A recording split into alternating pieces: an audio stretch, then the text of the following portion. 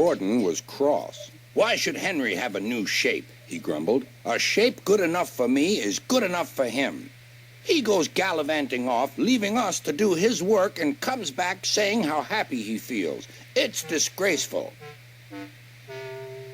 And there's another thing. Henry whistles too much. No respectable engine ever whistles loudly at stations. It isn't wrong, but we just don't do it."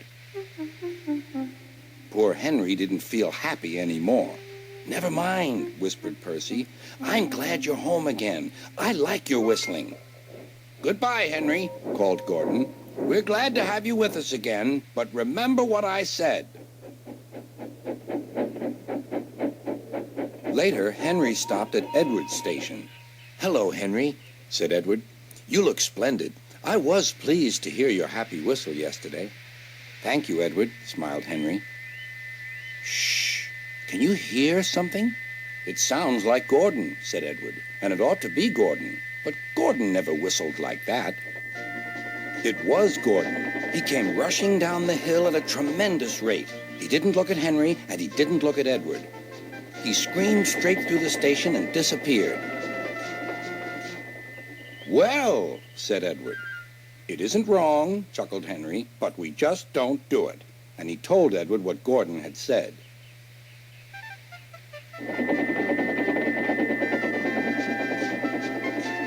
Meanwhile, Gordon screeched along the line. The noise was awful.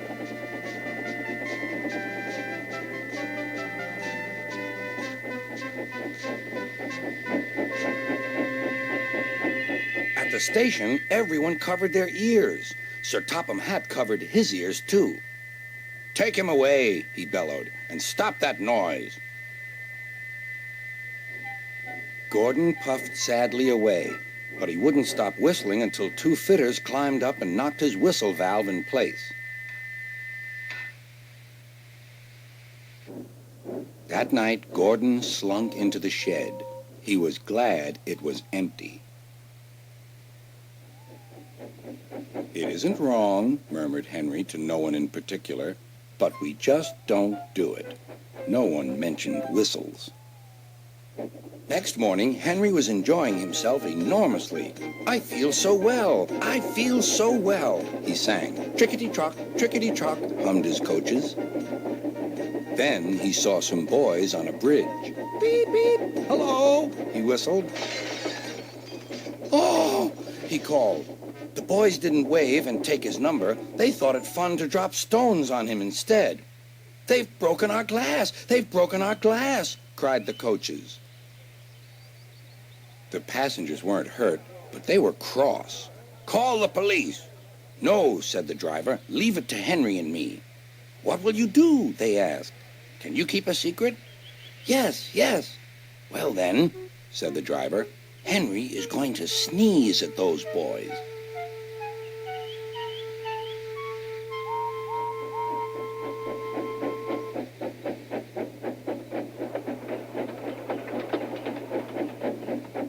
Lots of people were waiting at the station just before the bridge. They wanted to see what would happen. "Henry has plenty of ashes," said the driver. "Please keep all windows shut till we've passed the bridge. Henry's as excited as we are, aren't you, old fellow?" Henry felt more stuffed up than excited. Soon they could see the boys, and they all had stones. "Are you ready, Henry?" said the driver. "Sneeze hard when I tell you." "Now," he said. Achoo!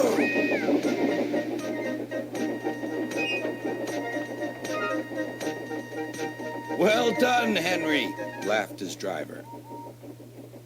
Henry went home, hoping that next time he saw Gordon and the boys, they would have learned not to be so mean.